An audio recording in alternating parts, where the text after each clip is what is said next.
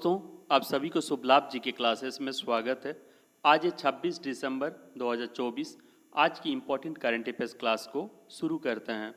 First question, 27वें SIES Shri Chandrashekhar Saraswati Rashtriya Utkrisht पुरस्कार किसे प्रदान किया गया है? और इसका आंसर क्या है? एस जयशंकर। यानी एस जयशंकर को 27वें SIES श्री चंद्रशेखर सरस्वती राष्ट्रीय उत्कृष्ट पुरस्कार प्रदान किया गया है। यानी इसका आंसर क्या हो जाएगा? बी जयशंकर प्रसाद। आइए डिटेल्स में देखते हैं।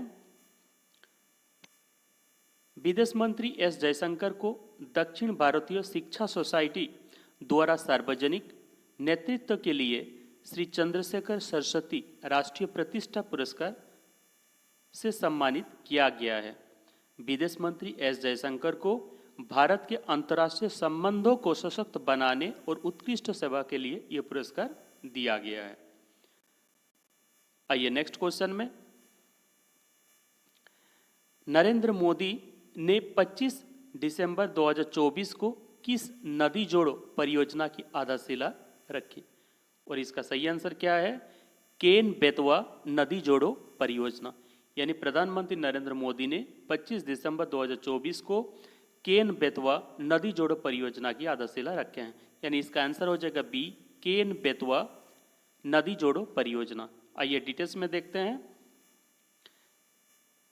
केन बेतवा नदी जोड़ो परियोजना बुंदेलखंड क्षेत्र में जल संकट को दूर करने के लिए बनाई गई है और यह परियोजना के तहत केन बेतवा नदी को जोड़ा जाएगा और यह भारत की पहली नदी जोड़ो परियोजना है।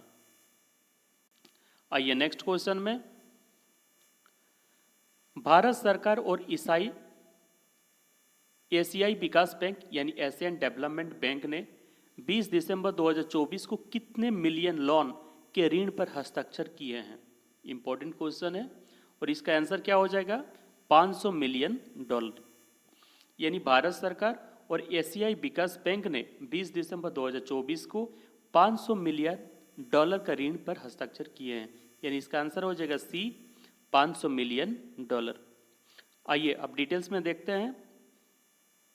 $500 मिलियन ऋण भारत के हरित ऊर्जा और इंफ्रास्ट्रक्चर विकास परियोजना के लिए उपयोग किया जाएगा। यह पर्यावरण संवेदनशील विकास की दिशा में एक कदम है।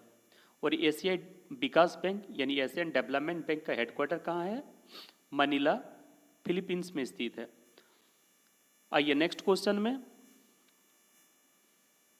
सुशासन दिवस किस पूर्व प्रधानमंत्री के जयंती पर मनाया जाता है? और इसका आंसर क्या है? अटल बिहारी वाजपेयी। यानी अटल बिहारी वाजपेयी की जयंती पर सुशासन दिवस मनाया जाता है। यानी इसका आंसर क्या हो जाएगा? सी अटल बिहारी वाजपेयी। आइए डिटेल्स में देखते हैं। अटल बिहारी वाजपेयी की जयंती 25 दिसंबर को भारत सरकार ने सुशासन दिवस घोषित किया है।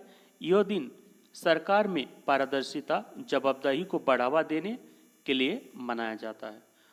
और प्रधानमंत्री श्री नरेंद्र मोदी ने पूर्व प्रधानमंत्री अटल बिहारी वाजपेयी की 100वीं जयंती पर एक स्मारक, डाक टिकट और एक सिक्का जारी किए हैं। आइए नेक्स्ट क्वेश्चन में। 5वीं जूनियर विश्व पैनकेक सिलाट चैंपियनशिप में किस भारतीय खिलाड़ी ने रजत पदक जीता है? और इसका आंसर क्या है? नुसरत फातिमा। यानी नुसरत फातिमा ने 5वीं जूनियर विश्व पैनकेक सिलाट चैंपियनशिप में रजत पदक हासिल किया। यानी इसका आंसर हो जाएगा ए नुसरत फातिमा। आइए डिटेल्स में देखते हैं। नुसरत फातिमा ने इंडोनेशिया में आयोजित 5वीं जूनियर विश्व पैनकेक सिलाट चैंपियनशिप में उत्कृष्ट प्रदर्शन से भारत को रजत पदक दिलाया है।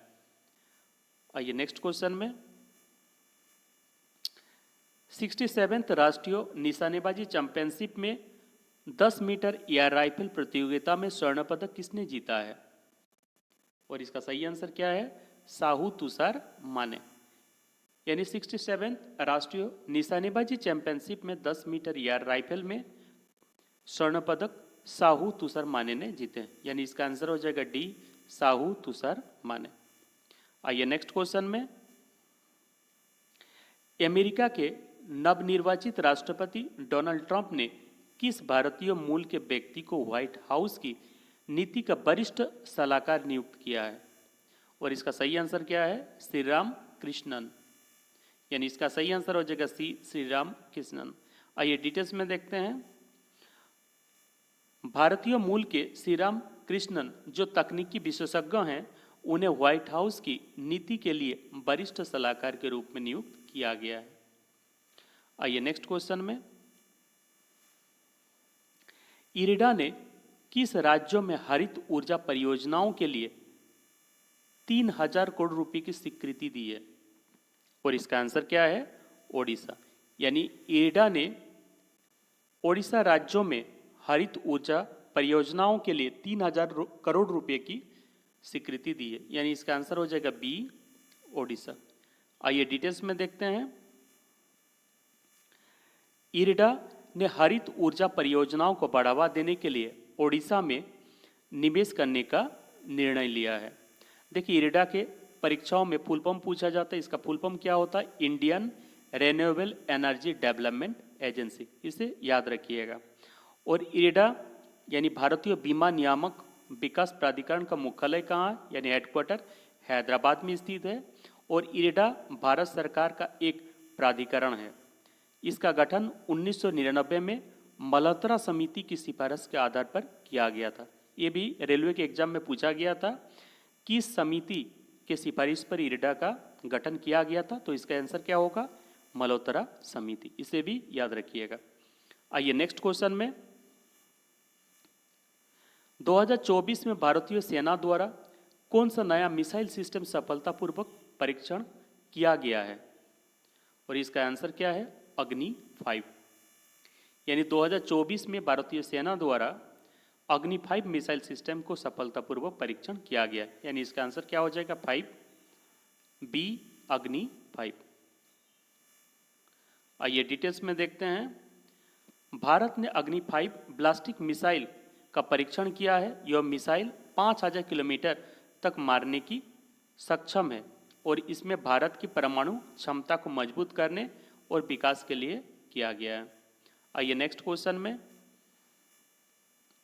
जसप्रीत बुमराह को आईसीसी पुरुष टेस्ट बॉलिंग रैंकिंग में 904 रेटिंग पॉइंट प्राप्त हुए हैं और किस भारतीय खिलाड़ी के रिकॉर्ड के बराबर है? और इसका सही आंसर क्या है? रविचंद्रन अश्विन। यानी जसप्रीत बुमराह को आईसीसी पुरुष टेस्ट बॉलिंग रैंकिंग में 904 रेटिंग पॉइंट्स प्राप्त हुए हैं और ये रविचंद्रन अश्विन के रिकॉर्ड के बराबर है। यानी इसका सही आंसर क्या हो जाएगा? सी, रविचंद्रन अश्विन। आइए डिटेल्स में देखते हैं। जसप्रीत बुमराह को आईसीसी पुरुष टेस्ट बॉलिंग रैंकिंग में 904 रेटिंग पॉइंट्स प्राप्त हुए हैं, जो किसी भी भारतीय खिलाड़ी द्वारा अब तक का संयुक्त उच्चतम स्कोर है। जसप्रीत बुमराह को आईसीसी पुरुष टेस्ट बॉलिंग रैंकिंग में बुमराह ने 904 रेटिंग पॉइंट के साथ रविचंद्रन अश्विन रिकॉर्ड की बराबरी की है और यह record ICC test bowling ranking में है।